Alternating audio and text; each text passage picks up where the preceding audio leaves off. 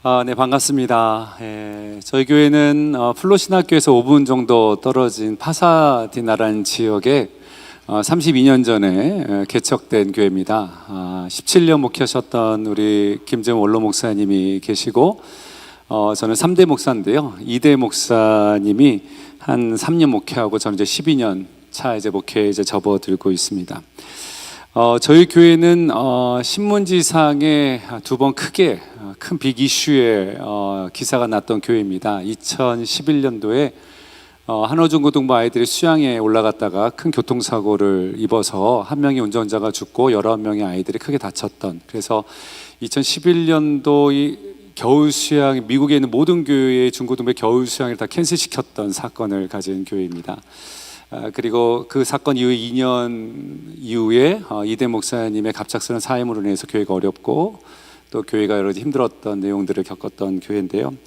그 교회에서 이제 12년 사역을 하면서 많은 일도 있고 많은 즐거움도 있고 또 눈물도 있고 회복도 있고 기쁨도 있는 사역을 12년 목회하고 있는데요.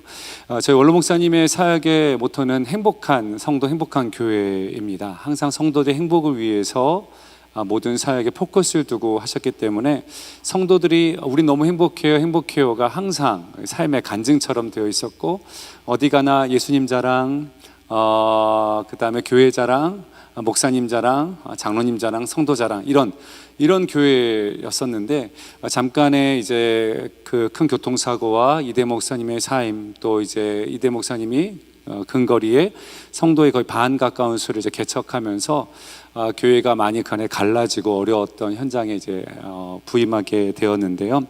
그렇다 보니 부임하자마자 성도님이 저한테 하셨던 말씀은, 한 1년 정도 목회를 하고 났을까요? 저한테 오던 이렇게 말씀하시다, 오늘 권사님, 목사님, 저희들은 아직 목사님께 마음을 드릴 준비가 되어 있지 않습니다라고 하시더라고요. 그래서 달라고 한 건 아닌데 그래도 안 주신다고 하니까 섭섭하더라고요. 그래서 알아보니까 너무나 교회를 사랑했고 또 1대 2대 목사님 사랑했는데, 그 아픈 멍든 마음 때문에 3대 목사님도 혹시 그렇지 않을까, 너무나 깊이 사랑했다가 또 상처받지 않을까라는 생각 때문에 항상 두 눈을 부르키고, 혹시 윤대원 목사님도 이대 목사님 같지 않을까라는 항상 의심과 감시와 조금이라도 비슷한 거 있으면 연결시키려는 그런 걱정스러운 마음들, 상처로 비롯된 거죠. 그런 마음이 있어서 제가 부임하자마자 뭘 할 수 있는 여건과 환경은 아니었습니다.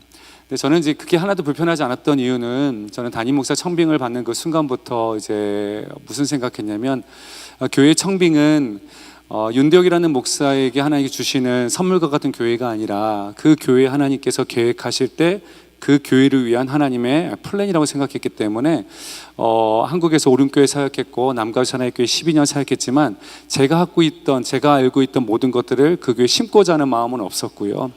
원로 목사님이 해왔던 그 사역이 어떤 사역인지를 조사를 하고 공부를 하고 배우면서 이 교회에 합한 청빙받은 목사로서의 3대 목사 해야 될 일들을 감당하기를 좀 원했던 마음이 있고, 어찌보면 저한테 그게 목회 철학일 수 있는데, 저는 항상 그렇게 생각합니다. 사랑예배 성교교회는 시간이 흘러도 계속 될 건데, 윤대혁이라는 목사는 잠깐 쉼표를 찍고 가는 건데, 나는 내가 할 일만 딱 하고 그 다음 사역자가 이어가면 된다. 그래서 모든 사역을 무리하게 하기보다는 정말 하나님의 은혜로 되어지는 대로, 또 주님께서 보여주신 대로 사역을 했고요. 항상 성도님들 얘기할 때 저한테 오자마자, 목사님 교회 회복을 위해서 이거 해야 되지 않겠습니까? 저거 해야 되지 않겠습니까? 뭐 해야 되지 않겠습니까? 말하면 항상 이렇게 말씀드렸어요. 장로님, 저 내일 일은 안 몰라요. 하루하루 삽니다 라는 얘기가 저의 어떤 사역의 중심이었는데, 계획이 없다는 것이 아니라 그 내일 일 가운데 건축이라는 것이 내일 일이면 난 일에 최선을 다할 거고, 내일 일 가운데 주방을 섬겨야 되는 일이라면 그 일을 최선을 다할 겁니다. 하나님께서 보여주시는 대로 나에게 하라 하시는 말씀대로 하는 것이 저의 꿈과 소망입니다. 저는 잠깐 머물다 가는 거고, 사랑의 성교교회는 계속 이어질 건데 제가 와서 모든 거 다 하지 못합니다라는 그런, 어찌 보면은 청빙한 장로님들한테는 기대감 갖고 청빙 왔지만 너무 목사님 꿈과 비전이 없냐라고 느껴질 수 있는, 하지만 그것이 저희 교회한테는 교회가 회복되는데 가장 큰 힘이 되었던 시간이라고 생각이 됩니다. 제가 부임했을 때 교회 얘기를 말씀드리냐면, 안수 집사님 그룹 이렇게 오셔서 목사님 알고 오셨습니까? 모르고 오셨습니까? 묻더라고요. 뭘요? 목사님 우리 교회 두 가지 문제가 있습니다. 무슨 문제인데요? 하나는 한호중고등부 교통사고 문제가 해결되지 않았다는 거고, 두 번째는 우리 교회 재정이 마이너스입니다. 좀 모르고 왔습니다. 목사님 사기당했다고. 초반부터. 그래서 교회 분위기가 이거를 가지고 이제 안수 집사님들이 이제 장로님을 이제 막 이렇게 공격하시려는 게 있었던 거예요. 젊은 목사 불러놨는데 말이야 제대로 설명도 안 해주고 해서 교회가 문제가 될 것 같아서 주일 강단에서 또 이제 금요 강단에서 여러분 그 얘기 들었어도 저 왔을 테니까 더 이상 그 얘기 꺼내지 마시라고. 그러면서 장로님들한테 어떻게 된 겁니까? 한호중고등부 문제가 해결되지 않았다는데 저도 해결된 줄 알았습니다. 장로님들이 그 중고등부 해결되지 않은 것을 이제 성도님들이나 언론상에 이렇게 꺼내지 않았던 거예요. 그 이유는 뭐냐면 교회가 이런 법적인 소송의 문제가 걸리고 있으면 새 가족이 안 온다는 것 때문에 다 숨기고 있었고, 마치 아무런 문제가 없는 것처럼 샴페인을 계속해서 터뜨리다 보니까 그 상처받는 그 피해자 가족들의 울음소리가 좀 너무 서글픈 울음소리가 있었어요. 근데 그런 가운데 3대 목사가 왔다고 뭐 광고하거나 방송 설교하거나 그런 이어갈 수 없어서 제 마음 안에는 정말 큰 걸 하나 포기했습니다. 장로님, 이 한호중고등 문제 해결되기 전까지는 저는 어떤 설교 방송도 신문 광고도 하지 않겠습니다. 해결될 때까지 우리 기도하십시다 해서 성도들에게 얘기했어요. 그랬더니 성도들 놀란 거예요. 우리 해결되지 않았냐고. 자기네도 해결되지 않았다는 거예요. 목회자가 새로 와서 이벤트도 많이 해야 되고 광고도 해야 되고 방송 설교도 해야 되는데 이거를 내려놓는다는 거, 그리고 마켓에 CD까지도 포기한다는 거는 저한테 큰 어려움이었는데요. 정말 하나님께서 3년 동안 성도들을 기도하게 하셨어요. 저도 함께. 그래서 매 시간마다 매 또 새벽 기도마다 여러 명의 아이들의 이름을 호명하면서 기도해서 정말 하나님의 은혜로 3년 반 만에 하나님께서 이거를 교회가 갖고 있는 보험 안에서 합의가 되게 하셨어요.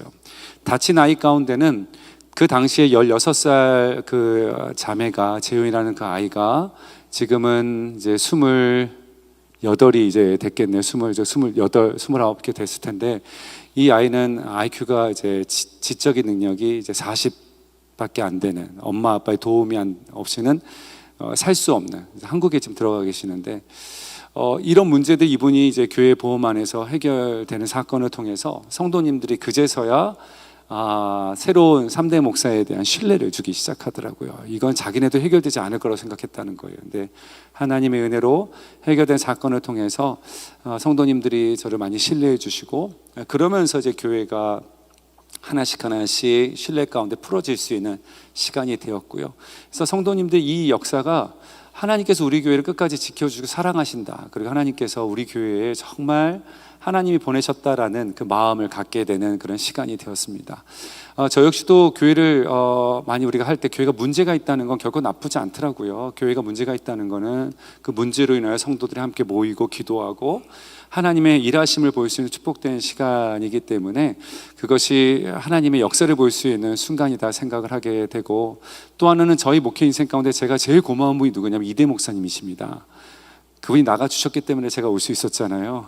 얼마나 고마운 분인지 한 번에 만나고 싶은데 아직까지 못 만나서 아쉽긴 하지만, 모든 시간들을 보면 좀 그렇게 해석할 수 있는 시각을 갖게 되고 성도들한테도 그렇게 얘기를 하게 되죠. 그래서 교회가 이제 행복한 교회에서 행복해하는 교회로 바뀌는 데 있어서 제일 중요한 거는 저는 사람이 바뀌어야 되고 언어가 바뀌어야 되는데, 저희 성도들 안에 서로 상처 주고 힘듦 주고 막 이렇게 아픔 줬던 그 언어가 조금 많이 있었어요. 이렇게 아픔을 지나간 교회이기 때문에 그렇지만, 그렇다 보니까 이제 말들을 너무 재밌게 하십니다. 저희 교회는 정말 모든 교회가 마찬가지겠지만 너무나 놀라운 작가분들이 계시죠. 막 이상한 말들 하시면 부임하자마자 어떤 장로님이 그러시더라고요. 목사님 오시니까 장례가 많이 나네요. 그 얘기가 저한테는, 제가 이거 어떻게 바꿔야 될까? 아유, 장로님, 그분들이 저를 오랫동안 기다려주셔서 너무나 감사하다고, 새로운 담임 목사한테 장례 치러달라고 기다려주신 게 너무나 감사하다고. 계속해서 저의 한 5, 6년의 이 삶은 이 잘못된, 무례한, 또 거짓 시나리오의 얘기를 어떻게 하면 은혜로 바꾸는, 계속해서 은혜로운 말로 바꾸는 싸움이었던 것 같아요. 교회 안에 항상 이제 불만 어린 분들이 있잖아요. 근데 그분들이 막 이제 어느 모임에서 이렇게 얘기했다고 합니다. 이제 구역 모임에서 이렇게, 오늘 설교 들었냐? 목사님이 야, 내 얘기 하더라. 야, 어떻게 목사님 표적 설교하냐. 그 얘기가 한 번 더 휙 돈 거예요. 그게 되게 목회자한테 안 좋잖아요. 이걸 어떻게 해결할 수 있을까. 그래서 주일날 제가 얘기했어요. 성도님들이 제가 설교하면 뭐 들으라고 했다, 표적 설교했다 하는데, 그럼 제가 누구한테 얘기하냐고. 여러분 들으라고 하지. 여러분 들으라고 하지 내가 딴 교회 들으라고 하냐고. 계속해서 그 말을 계속 긍정적인 언어로 바꿔가기 시작하면서 교회가 정말 행복한 따뜻함을 회복할 수 있는 시간이 되었던 것 같아요. 저희 원로 목사님께서 어떤 그런 행복 목회를 했기 때문에 저는 거기에 충성을 다하는 길에 서서 되었던 것 같고요. 네, 이제 그러면서 이제 행복해하는 교회가 되기 위해서 성도들한테 우리 행복은 우리끼리 좋아서 행복. 그래서 이제 역사를 좀 이렇게 보니까 교회 역사가 참 중요하잖아요. 행복을 누가 만들어갔냐 보니까 남은 자들이 만들어갔더라고요. 그러니까 불편한 일이 있으면 나를 불편하게 했던 사람을 내보내면 행복해지는 거예요. 무슨 말인지 아세요? 계속해서 힘든 사람 내보내면 남은 사람은 행복한 거예요. 항상 역사는 승자의 승리한 사람의 관점에 쓰여지기 때문에 그래서 행복이 유지가 됐던 것 같더라고요. 이제 그렇게 하면 안 된다 해서 이제 성도들한테 우리가 행복한 교회가 아니라 우리가 행복해하는 교회가 되어야 된다. 분명히 블레싱이라는 단어는 블리드, 피를 흘린다, 희생의 그 단어에서 비롯된 거기 때문에 우리도 인하여 행복하게 할 수 있는 사역과 삶을 살아가야 되지 않겠나 하면서, 그러면서 교회가 이제 문화를 바꾸기 위한 이제 제자 훈련을 이제 비로소 시작할 수가 있었고, 지금 제자 훈련은 이제 한 이제 10기, 이제 올해 이제 사역 훈련을 처음으로도 시작하게 되는. 그래서 훈련을 통해서 이제 성도들의 그 문화와 바뀌게 되고요. 선교적인 교회를 통해서 저희가 사랑예배 선교교회잖아요. 그러니까 선교란 단어가 계속해서 선교사님 많이 보내고 선교사님 물질 많이 후원하고 그 정도로 머물다 보니까 교회가 뭔가 대단한 많은 일을 하는데 그런 삶을 살지 않는 거죠. 심지어는 뭐 후원하고 그 정도로 끝나는. 그래서 성도들한테 우리의 삶이 선교적인 삶이다. 또 교회 안에는 선교의 사명이 있기 때문에 선교교회 이름 자체가 이미 군더더기다. 그걸 하면서 교회가 이제 선교적인 삶에 대한 선교적인 구역, 선교적인 제자 훈련, 또 선교적인 사역들을 이제 만들어 가는 일들이 이제 생겨서 교회 안에 이제 선교적인 삶을 살아가는 것은 성도들의 삶의 하나의 일상처럼 되어지고 있는데, 처음에 시작할 때는 이게 뭐냐고 했는데 지금은 성도님들이 스스로 선교적인 삶을 살고자 하는 꿈틀거림이 조금 있어요. 간증 하나 하냐면, 저희 교회가 이제 식사하고 나서 밥을 하게 되는데, 이제 밥을 하면 저희게 밥이 정말 맛있거든요. 한번 오시면 진짜 캘리포니아에서 밥이 제일 맛있는 교회라고 언급될 만한 그런 교회인데, 저희 원로 목사님 그걸 너무나 이제 성도 행복하게 해주고 싶으니까. 근데 구역원들이 한 1200명, 1300인분의 밥을 이렇게 합니다. 하면 꼭 도시락을 한 20개 정도를 따로 만들어요. 따로 만들어서 3부 예배가 끝나고 도시락을 들고 교회 근처에 있는 홈리스한테 찾아갑니다.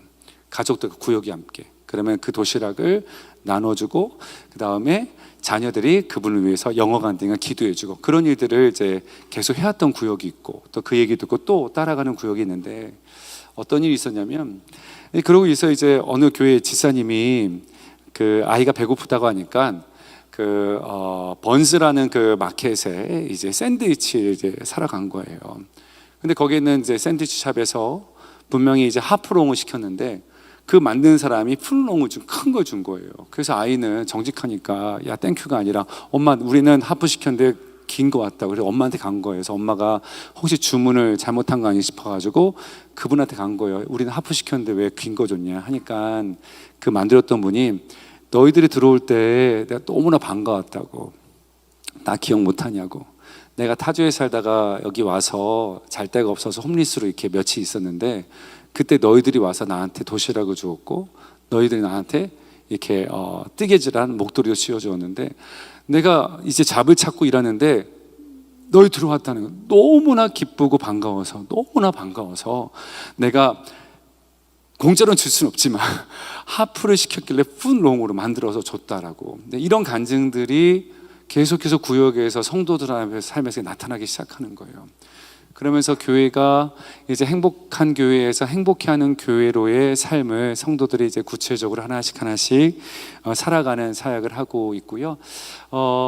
저희의 모든 사역의 모토는 행복한 제자도, 행복한 만남, 행복의 동산, 행복의 쉼터, 무조건 행복이 빠지면 안 되는. 근데 그 행복을 자기 중심적인 삶이었다가 그거를 이제 타인 중심적인 삶으로 옮기는 그 이제 제 3기의 저희 그 교회 사역을 이끌어 가고 있습니다. 그리고 이제 목회할 때 제가 이제 교육자들한테 사역을 나눈 것 가운데 뭐냐면, 제가 행복한 얼굴로 사역해라. 제가 이걸 왜 알게 됐냐면, 제가 이제 부임하고 나서 몇 년 지나고 나니까 권사님과 장로님들이 저한테 항상 하시는 말씀이, 목사님 좋은 교회 오시니까 좋으시죠? 행복하시죠? 이 얘기를 계속 묻더라고요. 이분들의 꿈이 담임 목사가 행복한 게 이분들의 간절한 소원이겠구나. 그래서 제가 그래, 목회자가 행복해야지. 그래서 아시겠지만 제가 그래도 얼굴이 좀 되잖아요. 다 어느 정도 좀 되잖아요. 그래서 제가 목회자들한테, 목회자는 얼굴로 사역하는 거야. 근데 무슨 웃는 얼굴로 사역해야 돼. 항상 웃어. 항상 웃으라고. 설교할 때도 웃어. 웃는 연습해. 이게 왜 그러냐면, 저희 가족이 좀 많아요. 저희 누님이 6명이고 제가 이제 막내 아들인데, 저희 아버지 목회하시면서 이제 개척교회 목사의 분위기 가운데 좀 엄한 모습이 있었어요. 근데 집에 들어갈 때마다 저희 누님과 제가 항상 어머니한테, 엄마, 아빠 오늘 기분 어때? 이게 항상 질문이었어요. 아빠 오늘 기분 어때? 그래서 아빠 오늘 기분 괜찮아. 그러면 누나들이 집을 너무나 편하게 이렇게 다녀.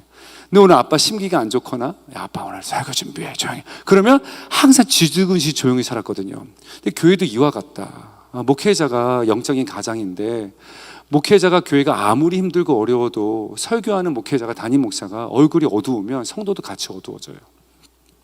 근데 목회자 얼굴이 밝잖아요. 밝게 웃잖아요. 그러면 성도들도 목회자의 얼굴을 보면서 함께 행복과 기쁨과 즐거움을 누리는 것 같더라고요. 그래서 항상 밝게 웃고 교회 가면 설교 들을 때도 계속 다 보이잖아요. 안 듣는 분도 보입니다. 근데 제가 그때마다 행복해야지 하면서 항상 저는 무슨 생각하냐면, 모든 성도들이 다 나를 좋아하고 있다. 모든 사람들이 내 속에 은혜 받고 있다. 이거를 날마다 생각하면서 예배를 끝나고 나서 정말 왜 모르겠어요. 불편한 분들, 그분들 찾아가서 제가 정말 밝은 얼굴로 계속 인사해요. 권사님, 지사님 잘 지내셨어요? 이분도 슬슬 착각하는 거예요. 나는 불편한데 목사님 나 좋아하시나? 어느 순간 계속 세뇌돼서 목사님과 내가 불편하지 않은 것 같구나. 이게 문화를 바꿔가는 것 같더라고요. 성도들은 닮아갑니다. 싸우면서 닮아가는 게 교회인 것 같아요. 처음에는 저는 이렇게 생각을 했습니다. 존경받는 목회자가 돼야 되지 않겠냐. 정확하게 얘기하고, 바르게 얘기하고, 옳게 얘기하고.